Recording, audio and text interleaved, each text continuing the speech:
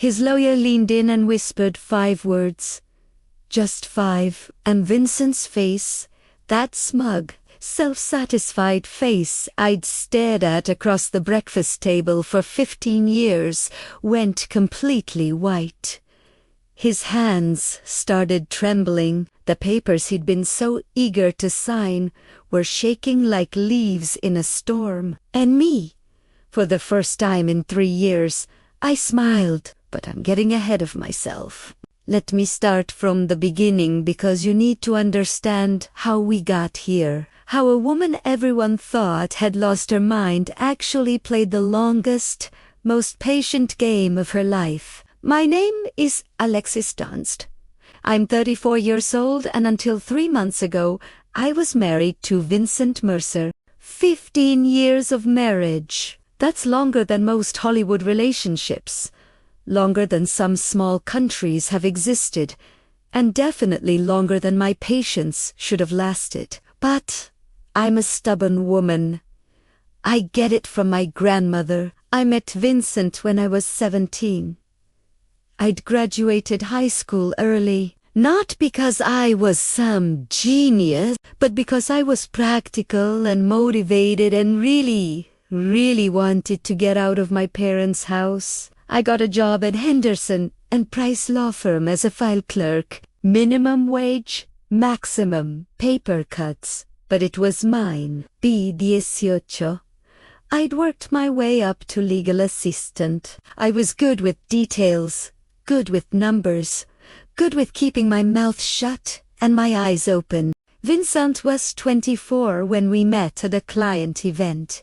Charming, ambitious, full of dreams about building a real estate empire. He talked about the future like it was already his, like success was just waiting for him to show up and claim it. He said he was going to build something incredible. I said I'd help him file the paperwork.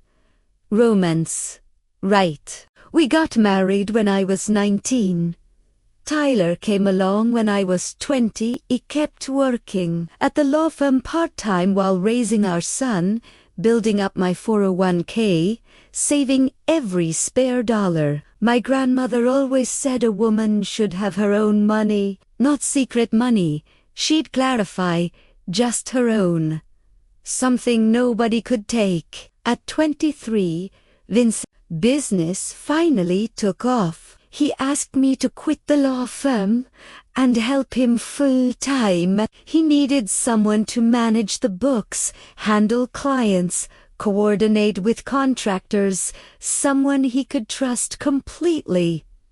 So, I became his unpaid everything. Bookkeeper, office manager, client liaison, interior decorator for model homes, marketing coordinator, event planner.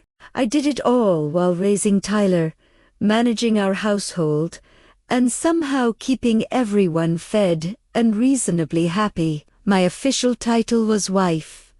My unofficial title was everything. For 11 years, I poured myself into building Vincent's dream. And for 11 years, he got the credit, the awards, the recognition. At every industry event, I was Vincent's wife. At every celebration, he thanked his team, his mentors, his vision, but somehow never quite got around to thanking me. Somewhere along the way, things shifted. He started making decisions without consulting me. Started staying late for work more and more often. Started criticizing little things, the way I dressed, the meals I cooked, my lack of... I was running his entire back office for free while raising his son and keeping his life organized. But sure, not ambitious enough. Then 3 months ago, he dropped the bomb. He came home on a Tuesday evening. I was making dinner. His favorite, actually, because I'm apparently a glutton for unappreciated effort. He sat me down at the kitchen table with this look on his face. Not sad, not apologetic, just businesslike. I want a divorce, he said. And then, I want the house, the cars, the business, everything. You can keep, Tyler. He said it like he was ordering from a menu. I'll have the assets. Hold the child. Thanks, keep. Tyler, like our 15-year-old son, was a leftover pizza, like he was an inconvenience, being graciously allowed to stay with me.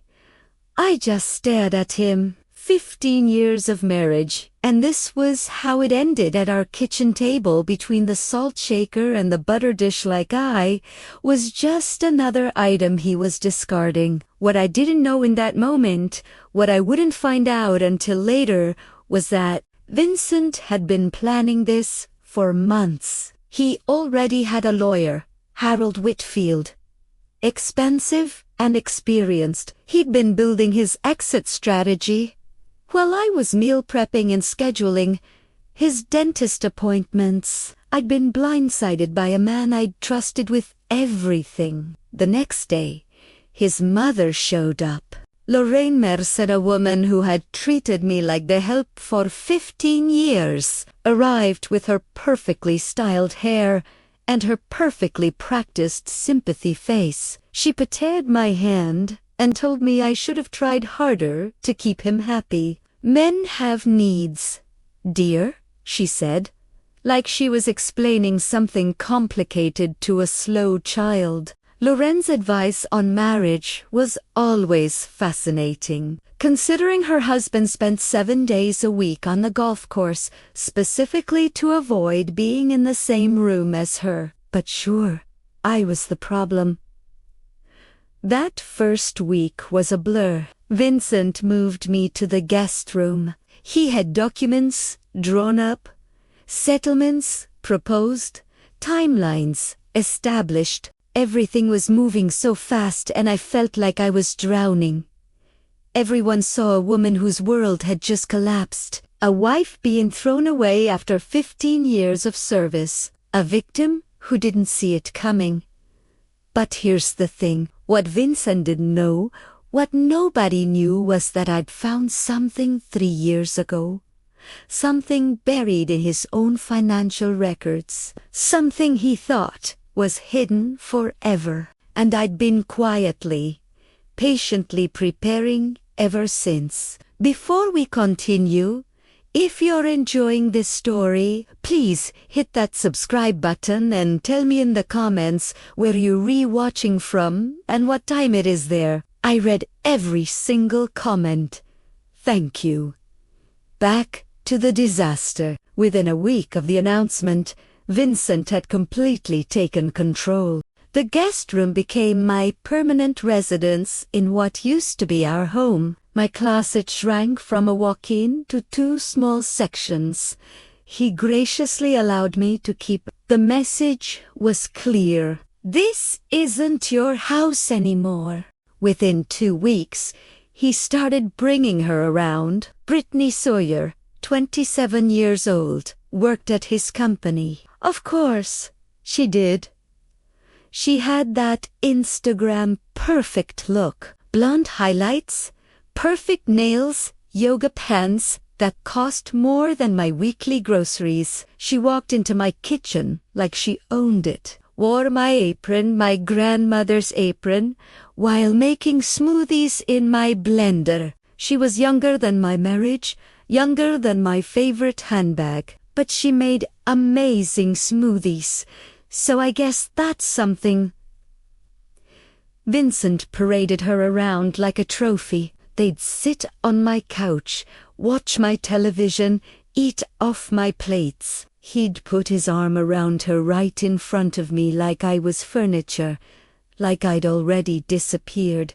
The humiliation escalated daily. First, he canceled my personal credit card. We need to separate finances, he said like he was being reasonable. Then the joint card. Then he suggested I should probably find somewhere else to stay while we sorted things out. My own home. And I was being asked to leave. Lorraine came over to help me.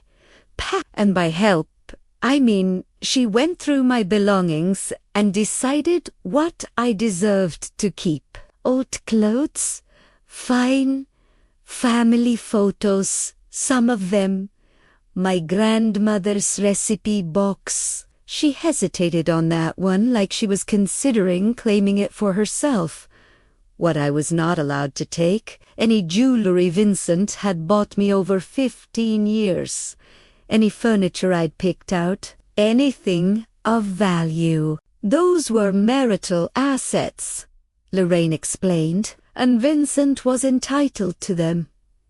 She packed my things in garbage bags, not boxers, garbage bags, like I was trash being taken out. Through all of this, I had one person I thought I could trust, Diane Holloway. We'd been friends since high school.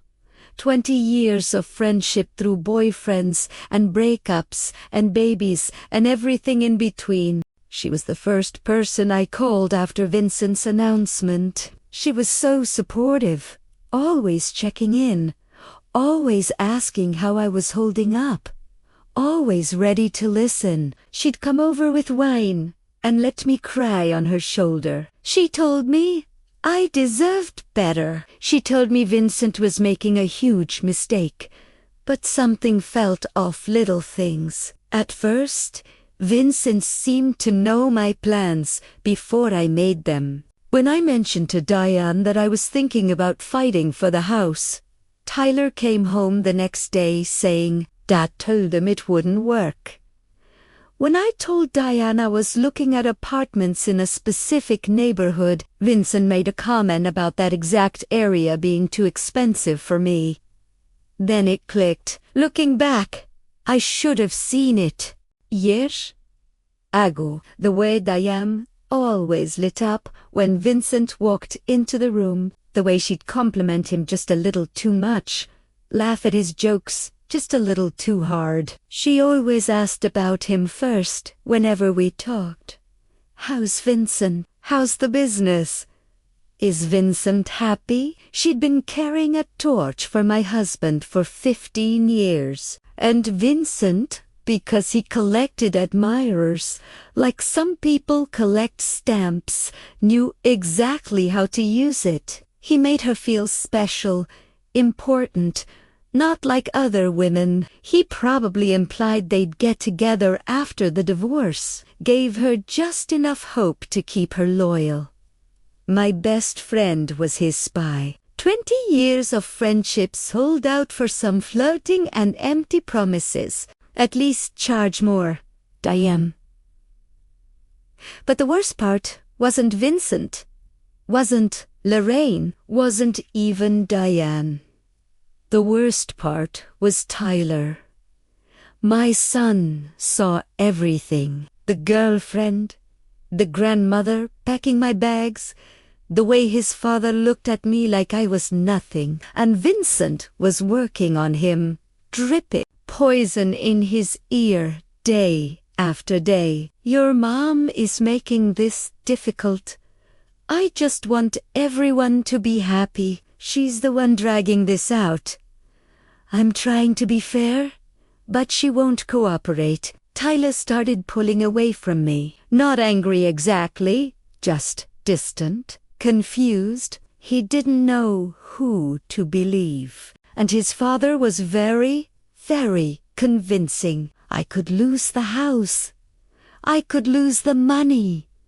I could lose everything. I'd spent 15 years building, but watching my son look at me like I was the problem. That was the knife. That was the wound that actually bled. I hired a lawyer, Nina Castellano, recommended by my old firm. 52 years old. Sharp as a razor, absolutely no tolerance for nonsense. She reviewed my situation and laid out the battle plan. You helped build this business, she said. You're entitled to half of everything. The house, the company, the accounts. We fight. I looked at her for a long moment. What if I don't want to fight? Stared at me like I'd started speaking another language, like I'd suggested we send Vincent a thank you card and a fruit basket. She thought I was broken, depressed, too beaten down to stand up for myself. She had no idea. I moved into a small apartment with Tyler. 2 bedrooms, 1 bathroom, a kitchen the size of my old pantry. Half our boxers didn't even fit. They sat stacked in the corner of Tyler's room like a monument to how far we'd fallen. Meanwhile, Vincent posted photos with Brittany. New chapter, new energy. Blessed, he wrote. Lorraine commented underneath. So happy for you, sweetheart. You deserve joy. My sister called, furious. You need a shark lawyer. Take him for everything he's worth. Everyone had advice. Everyone thought they knew what I should do. Everyone saw a woman who'd given up, who couldn't fight, who was letting her husband walk all over her. Everyone was wrong. Here's the thing about being underestimated. People stop watching you. They stop being careful around you. They stop guarding their secrets. And that's exactly when you learn everything you need to know. 3 years. That's how long I'd been carrying this secret. That's how long I'd known the truth about Vincent Mercer and his glittering, glamorous, completely fake empire. It started on a random Tuesday night, 3 years before the divorce.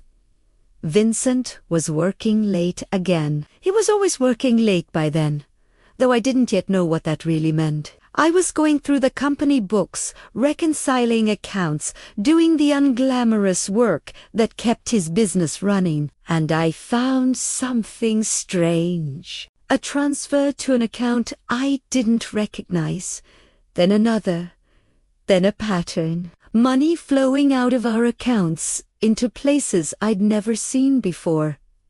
I dug deeper. I stayed up until 3 o'clock in the morning, following the trail. What I've found made my blood run cold.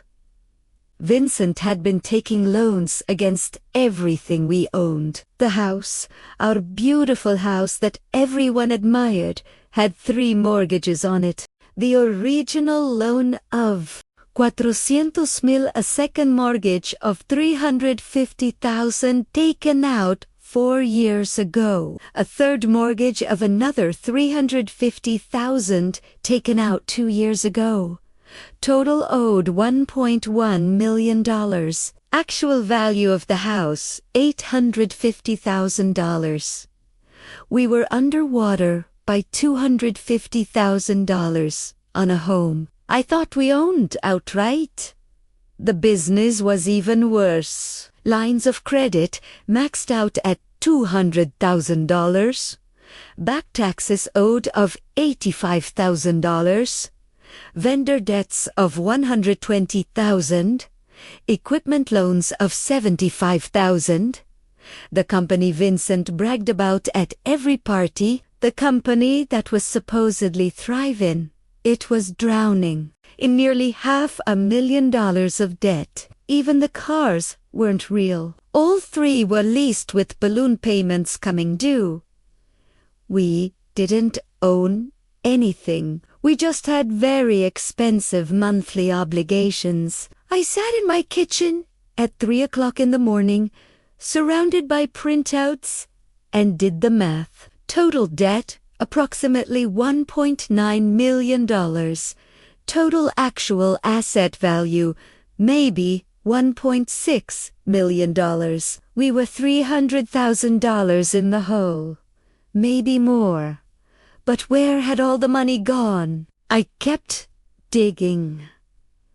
Over the following weeks, I traced every transaction I could find, and the picture that emerged was devastating. Cryptocurrency investments, $180,000, all lost.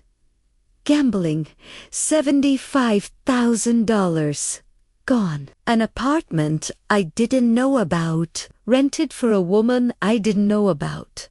$60,000 in rent and furnishings. Lifestyle expenses that never made it home. Watches, suits, trips I was never invited on. Another $85,000. My husband wasn't building an empire. He was building a house of cards with borrowed cards that were also on fire. We looked rich, the same way a mannequin looks, alive. Convincing from a distance, completely hollow up close. My first instinct was to confront him, to scream, to cry, to demand answers. But I knew Vincent. I'd watched him operate for years. If I confronted him, he'd manipulate me. He'd explain it away, make me feel crazy for questioning him. He'd probably find a way to blame me for it. And worse, if he knew I knew, he might try to take control of my separate money. See, I'd always kept a little something of my own. My grandmother's voice in my head. A woman should have her own money. My IRA from my law firm years, I'd rolled it over when I quit, but never touched it. With Vincent's finances, never using it for household expenses. My grandmother kept her own account for 50 years. Not secret money, she'd always say, just mine. Smartest woman I ever knew. I had roughly $520,000 that was completely, legally, separately mine. So, I didn't confront Vincent. Instead, I protected myself. I worked with my uncle, a retired accountant, to create an irrevocable trust for Tyler. My IRA and my inheritance went into that trust. My name wasn't on it as a beneficiary. Vincent's name certainly wasn't on it. It was for Tyler's future. College, a first home, emergencies, and it was untouchable. Then I documented everything. Every mortgage document, every hidden account, every suspicious transaction. I printed copies and kept them at my sister's house. I put copies in a safe deposit box. I saved everything on an encrypted drive. And then I waited. I knew Vincent would leave eventually. Men like him always do. They get bored, or they find someone younger, or they decide they deserve more. I just had to be ready when it happened. 3 years of waiting. 3 years of watching him dig the hole deeper. 3 years of smiling at dinner parties while knowing our entire life was built on quicksand. I got very good at patience and very good at pretending I didn't know my husband was financially drowning us both. When Vincent finally asked for the divorce, when he demanded the house, the cars, the business, everything, I almost laughed out loud. He wasn't asking for assets. He was demanding debt. He just didn't know it yet. Back in the present, I sat across from Nina Castellano and placed 3 binders on her desk. 3 years of evidence, every mortgage document, every loan statement, every hidden account. She read in silence for almost an hour. When she finally looked up, her expression had completely transformed. You've known about this for 3 years. I was waiting for him to leave. I knew he would eventually, and when he demanded everything, he demanded all the debt. He just doesn't understand that yet. Na leaned back in her chair. The pity was gone from her eyes. The concern was gone. What replaced it was something like awe. So when you sign over the assets, I walk away clean. He gets the mortgage, the business, debts, the lease obligations. All of it becomes his sole responsibility. And your inheritance, your retirement account, separate property, never commingled, legally protected. sitting safely in a trust for my son. Nina was quiet for a long moment. Then she smiled, a slow, dangerous smile. "Mrs. Dunce," she said, "I believe I owe you an apology." "I thought you'd given up," Primera smiled back. "Everyone thinks that. That's kind of the point." Na went from looking at me like a lost kitten to looking at me like a chess grandmaster. "I prefer grandmaster better outfit." The trap was already built. The numbers were verified. The documentation was airtight. All I had to do now was let Vincent think he was winning. And nobody does, gracious loser, better than a woman who's been practicing for 15 years. The next 3 months were a master class in acting. I became exactly what everyone expected me to be. Broken, defeated, barely holding on. I showed up to mediation sessions with red eyes and trembling hands. I spoke softly, hesitantly, like a woman who'd lost all her confidence. I asked for so little that even the mediator seemed uncomfortable. "I just want enough to start over," I said during our second mediation. "I'm not trying to be difficult. I know the business is his life's work. I know the house means everything to him. I don't want to tear our family apart more than it already is." I requested a settlement of $50,000 cash, my personal belongings, shared custody of Tyler. That was it. Vincent agreed immediately. He was probably expecting me to fight for half of everything. That's what any reasonable lawyer would demand. Instead, I was asking for crumbs. He looked at me across that mediation table with something almost like pity, like I was a wounded animal he was graciously putting out of its misery. I deserved an Oscar for that performance. Or at least a Golden Globe. I was given the role of a lifetime, and my only audience was my lying, cheating, soon-to-be bankrupt ex. With each passing week, Vincent's arrogance grew. He stopped being careful, stopped pretending to be the reasonable one. He started telling everyone who would listen that I hadn't even fought. "She just gave up," he told his golf buddies. "I offered her a fair settlement, and she took it without a word." Lorraine was even worse. She bragged at her book club, at her church group, at every social gathering she attended. "Vincent is keeping everything." That woman didn't get a dime. I always knew she wasn't strong enough for my son. It's our next mediation session, making sure I noticed. He also took Brittany to dinner at La Maison, the French restaurant where we'd celebrated our 10th anniversary.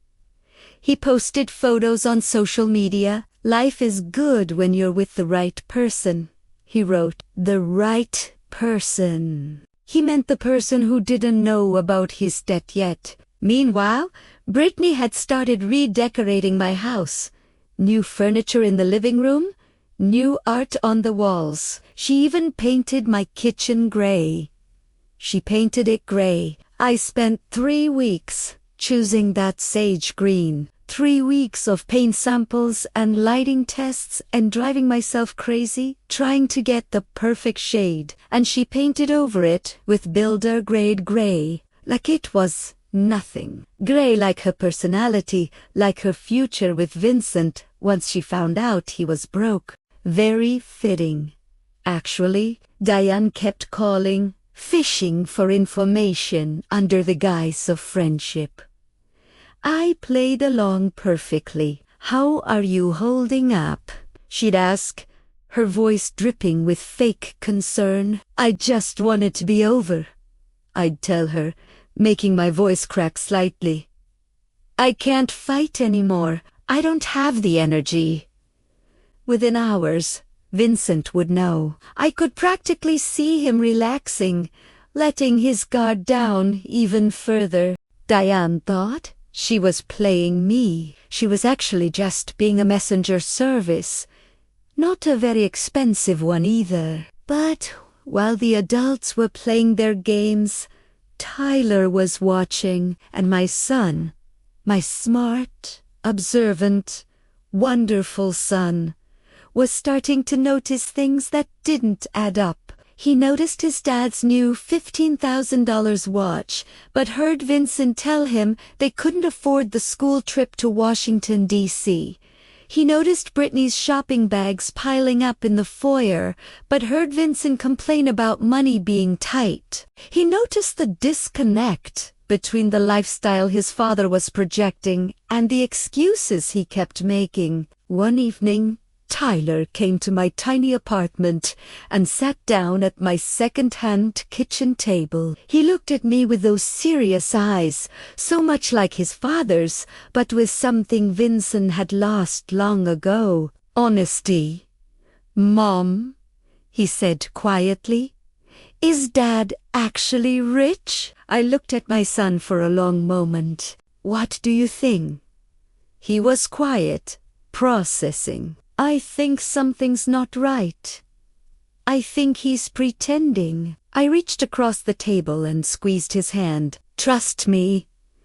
Just wait a little longer." My 15-year-old figured out something was wrong before 2 lawyers and a certified accountant did. I should bill his college fund for consulting fees. Behind the scenes, Nina was preparing our legal strategy with surgical precision. The main divorce agreement stated clearly that I was relinquishing all claims to marital property. The house, the business, the vehicles, everything would go to Vincent. In exchange, I would receive my modest cash settlement and walk away. But attached to that agreement was an addendum, a detailed liability disclosure statement. Every debt, every mortgage, every loan, every obligation tied to those assets. When Vincent signed for all assets, he would be legally assuming all liabilities. The mortgages would become his sole responsibility. The business debts would transfer entirely to him. The lease obligations on the cars would be his problem alone. It was all there in black and white. Legal, proper, devastating. Legal documents are like poetry, Na told me. Boring, expensive poetry that can ruin someone's life. My favorite kind. 2 weeks before the final hearing, Harold Whitfield, Vincent's lawyer, called Nina with concerns. "My client is assuming significant assets," Harold said carefully. "I'd like to request a full financial audit before we finalize." "Just to verify everything." Nina kept her voice neutral. "Of course, we'll provide whatever documentation you need." But when Harold brought this to Vincent, my soon-to-be ex-husband, shut it down immediately. "No audits," Vincent told him. "I built that company.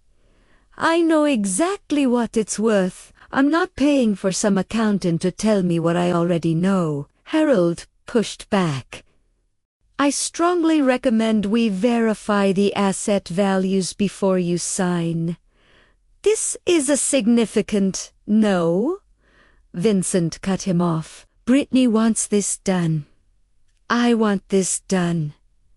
No more evalays." Harold had been practicing law for over 30 years. He knew when a client was about to make a mistake. He also knew he couldn't force someone to take his advice. He presented Vincent with a waiver, a document acknowledging that Harold had recommended an independent financial review and that Vincent was declining against counsel's advice. Vincent signed it without reading it. Just like he'd sign everything else without reading it, Never underestimate the power of an impatient girlfriend to make a man skip the fine print. Brittany was worth millions to me in legal strategy. Anyway, the night before the hearing, Vincent sent me a text message.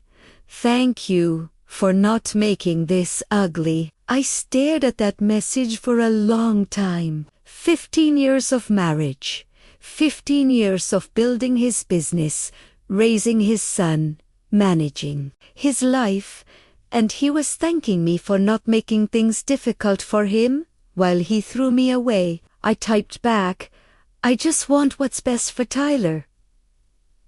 What was best for Tyler? His trust fund, his future secured, and a father who was about to learn the most expensive lesson of his life. Nina called me that evening, Thursday, at 9:00 a.m. Final hearing. "Judge Patricia Holden, are you ready?" I looked around my small apartment, the second-hand furniture, the boxers still unpacked in the corner, the tiny kitchen I'd painted sage green because it reminded me of hope.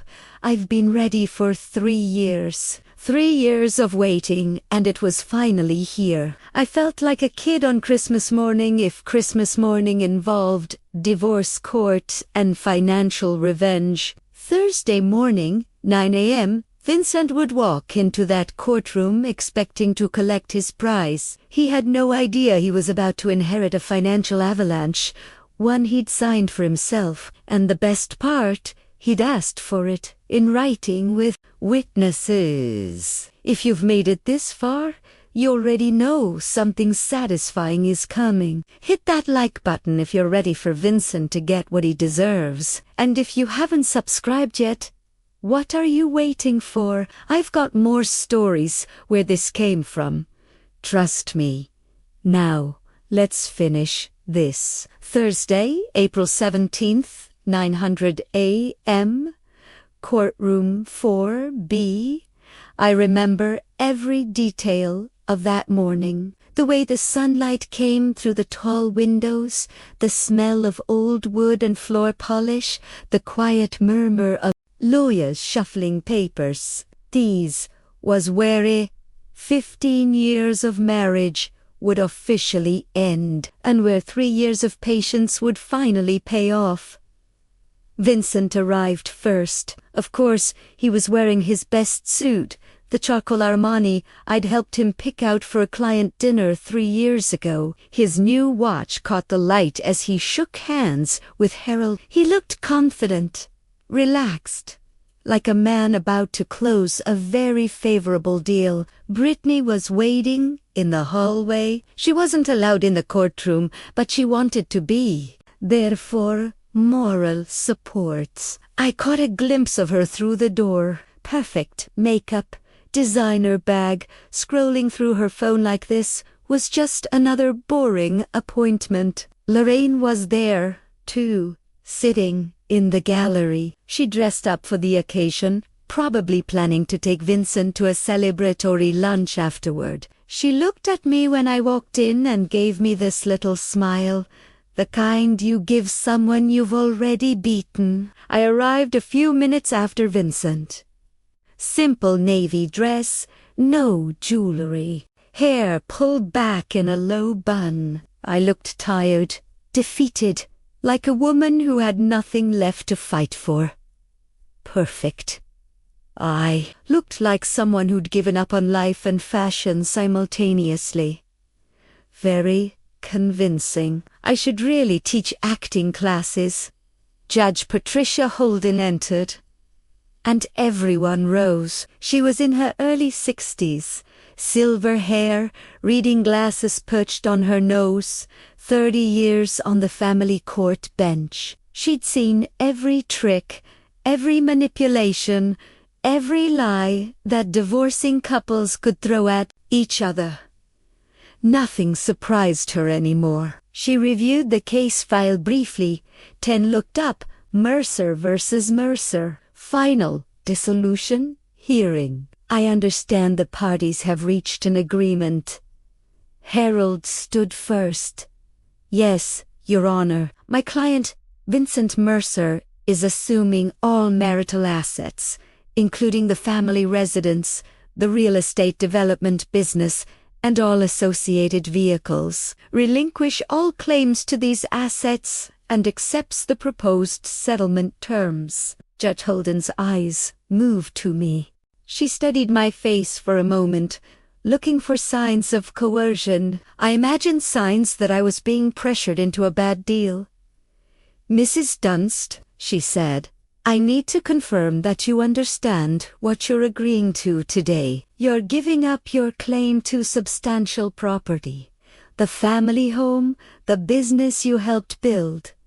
Are you certain this is what you want?" I kept my voice soft, slightly unsteady. "Yes, Your Honor, I understand, and you're entering this agreement voluntarily. No one is pressuring you. No, Your Honor." I looked down at my hands, then back up at her. "I just want my husband to have everything he asked for. I want this to be over." The judge studied me for another long moment. I could practically see her internal debate, whether to push harder, whether to order a continuance, whether to protect me from what looked like a terrible decision. But I was represented by counsel. I was answering clearly. I was an adult woman making my own choice. "Very well," she said finally. "Let's proceed." The clerk distributed the final documents, page after page of legal language, signatures required on every third page. Vincent signed eagerly, barely glancing at what he was agreeing to. He wanted this done. He wanted to get back to his new life, with his new girlfriend and his new freedom. I signed, slowly, deliberately. Every stroke of my pen was careful and precise. This was the moment I'd been waiting 3 years for. I was going to savor it. Across the courtroom, I saw Vincent glance at Lorraine and smile. She nodded back, approvingly. In the hallway, his phone buzzed. Probably Brittany sending encouragement. He checked his phone in court during his own divorce hearing. That's the kind of man he was. Meanwhile, Harold Whitfield was doing what good lawyers do, reviewing the complete document package one final time. Main agreements signed, asset schedules signed, settlement terms signed. Then he reached the addendum, liability disclosure statement. I watched his face as he read, watched the confusion flicker across his features, watched him flip back a page, then forward again like he was hoping he'd misread something. He hadn't. Harold's face went pale. He leaned toward Vincent, trying to be discreet. "Sir," he whispered, "we need to talk." Vincent waved him off, still basking in his victory. "Not now. We're almost done." So Harold's voice was more urgent. "You're assuming all debt?" Vincent turned to look at him. "What?" "The liability disclosure," Harold whispered, papers rustling as he pointed. "The mortgages, the business liens. It's all here. You're assuming personal liability for everything." For the first time, Vincent actually looked at what he'd signed. I watched his eyes scan the numbers, watched the color drained from his face. House, $1.1 million owed. Market value $850,000. Business $480,000 in combined debts. Vehicles $115,000 in lease obligations. Additional personal liabilities $200,000. Total debt approximately $1.9 million. Net value of everything he just claimed negative $300,000.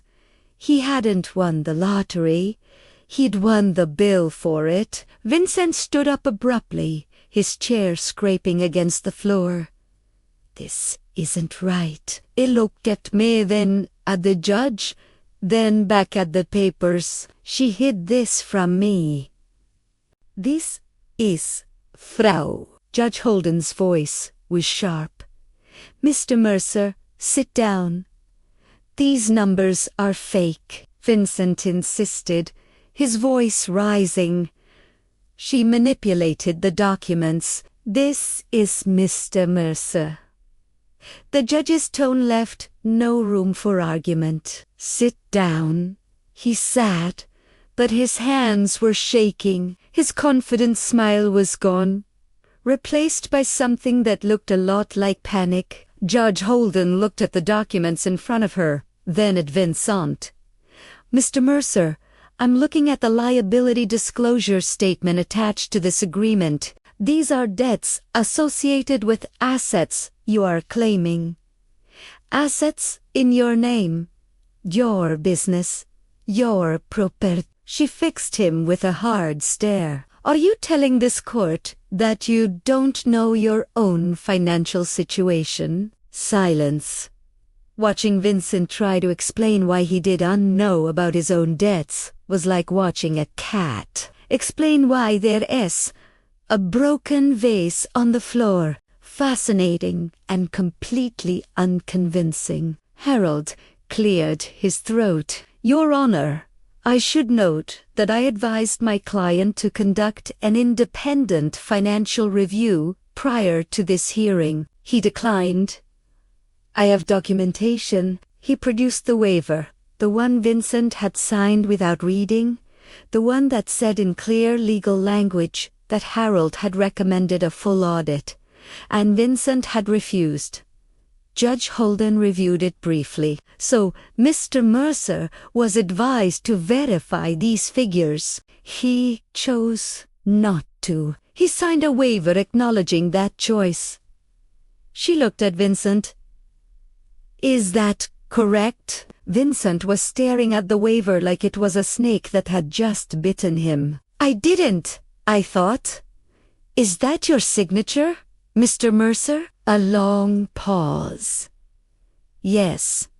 "Then you assumed this risk voluntarily." Judge Holden's voice was matter of fact. "You had the opportunity to investigate. You chose not to. The agreement stands." Vincent turned to me, desperation breaking through his composure. "You knew." His voice cracked. "You knew about all of this." I met his eyes calmly. "I was your bookkeeper for 11 years. Vincent, I knew about everything." His face cycled through emotions faster than I could count. Confusion, rage, betrayal, fear, and finally, the one I'd been waiting for.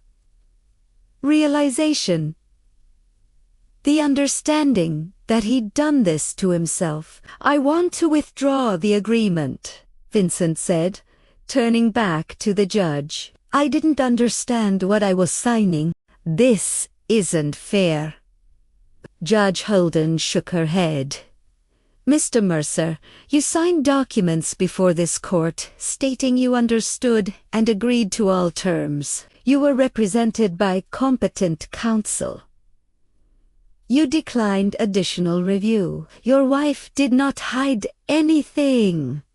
These are your debts, your mortgages, your obligation." She paused. "The agreement is final." The gavel came down. "Mrs. Dunst, you have your settlement. Mr. Mercer, you have the assets as agreed along with all associated liabilities. This marriage is dissolved." I stood, smoothed my dress, picked up my purse. Then I looked at Vincent one last time. He was slumped in his chair, papers scattered in front of him.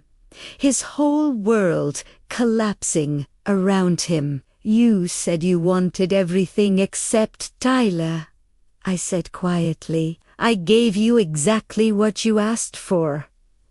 I walked out of that courtroom without looking back. In the hallway, I could hear Vincent's voice rising, yelling at Harold, demanding to know how this happened, threatening lawsuits. Harold's calm responses.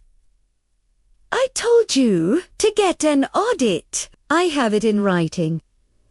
You refused. Through the glass doors, I saw Brittany's face change as she listened. Saw her look at Vincent. Really? Look at him and see something other than the successful businessman she thought she was getting. She was gone before I reached the elevator, moving fast, heels clicking on the marble floor. Not looking back. Brittany's exit was faster than her entrance into my marriage. At least she was consistent. I stepped outside into the April sunshine. The sky was blue. The air was warm. Somewhere behind me, my ex-husband was screaming at his lawyer about fairness and fraud, and how none of this was his fault. Ahead of me was a new life, smaller than before, simpler, but completely, entirely mine.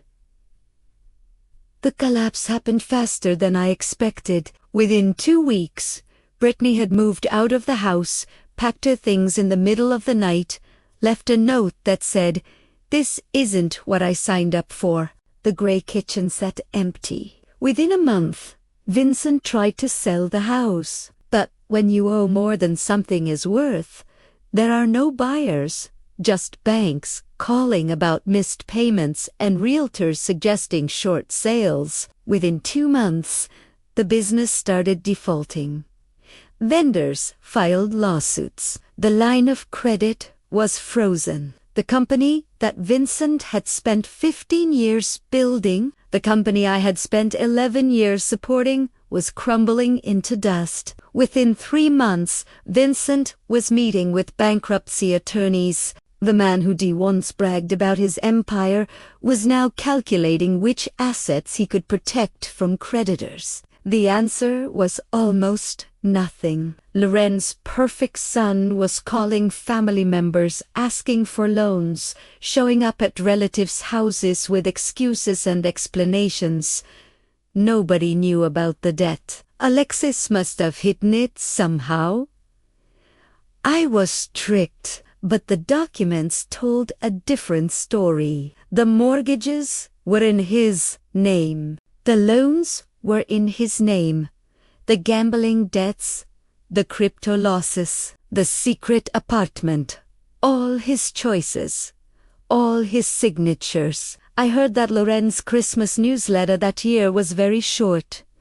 Vincent is exploring new opportunities. Yes, opportunities in debt restructuring. The parallel conflicts resolve themselves with a kind of poetic symmetry. Diane called me about a week after the hearing. Her voice was shaking. I had no idea things were this bad. I'm so sorry, Alexis. I never meant, for I thought Vincent and I didn't answer, didn't respond, didn't give her the closure she was looking for. Some bridges aren't meant to be repaired. Some friendships don't deserve a second chance. 20 years of history betrayed for a wink and empty promises from a man who used everyone around him. She tried calling 3 more times. Then she stopped. I imagine she's still waiting for Vincent to notice her. She'll be waiting a long time. Lorraine tried a different approach, going through Tyler. Tell your mother I didn't know about the money problems. Tell her I'm sorry for how I treated her. Tell her I want to talk. Tyler looked at his grandmother, the woman who'd packed his mother's belongings in garbage bags, who'd called his mother worthless, who'd sided with his father without a single question and said, "Mom's busy building her life. She doesn't have time for excuses." Lorraine wanted forgiveness. I wanted peace. Guess which one of us got what we wanted? Tyler, my wonderful, smart, observant son. He finally understood everything, not because I explained it, but because he figured it out himself. He saw the court documents, he heard his father's excuses. He watched Brittany leave, watched Lorraine scramble, watched the whole facade collapse. One evening, about a month after the divorce, he sat with me in my small apartment, the one with the sage green kitchen, the one with the second-hand furniture and the boxers, finally unpacked. "You waited 3 years," he said quietly. "You knew this whole time and you just waited. I wanted to make sure you were protected. I told him whatever happened between your father and me, I needed to know you'd be okay. The trust fund, $520,000, safe and untouchable." He was quiet for a moment, then he hugged me. Really hugged me. The kind of hug I hadn't gotten from my 15-year-old son in months. The kind that said, "I understand." The kind that said, "I'm proud of you." Boys don't usually hug their mothers voluntarily. I knew I'd done something right. My $50,000 settlement went toward getting established. First month's rent, security deposit, basic furniture that wasn't falling apart. It wasn't luxury, but it was stability. The trust fund stayed exactly where it was. Tyler's future, college, maybe a first home someday, a safety net that nobody could take from him. And me. I enrolled in interior design courses at the community college. The dream I'd put on hold. When I was 23 to help Vincent build his empire, I was finally building my own. I started small. My first real client was a woman named Sandra, 52 years old, just ending a 28-year marriage. She was standing in her empty new apartment, looking lost when she asked me, "How do you start over?" I thought about it for a moment.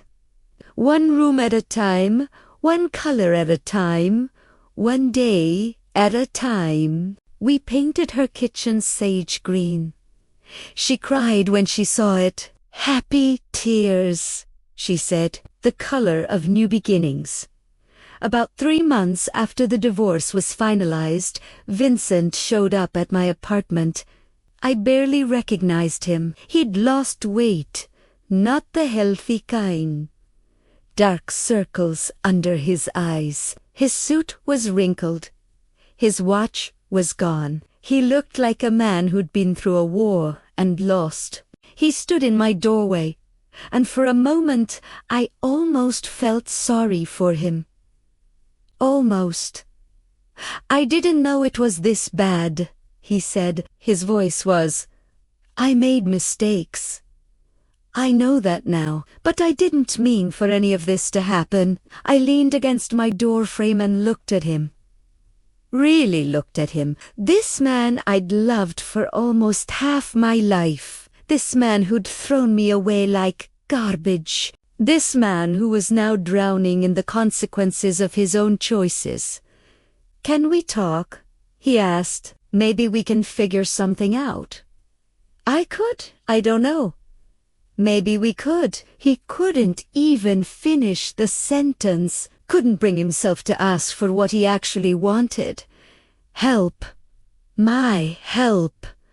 After everything, you asked for everything except Tyler. Primera Said calmly. You got exactly what you wanted. Alexis. Please, goodbye, Vincent. I closed the door. He stood in the hallway for 10 minutes. I know because I watched through the peephole while eating ice cream. Best show I'd ever seen. 5 stars. Would watch again. That evening, after Tyler went to bed, I sat in my small living room and looked at my grandmother's photo on the shelf. The recipe box was next to it. The one thing Lorraine had almost taken. The one thing that mattered most. You were right about everything, Grandma, I said quietly. Keep your own money. Know your worth. And never let anyone make you feel small. The apartment was quiet, small, nothing like the house I'd lived in for 15 years, but it was mine. Every paint color, every piece of furniture, every decision. Mine. And for the first time in longer than I could remember, I was free. Thank you so much for watching. More of my most gripping stories are already on your screen. Click one now and don't miss the best part. You will love it. See you in the next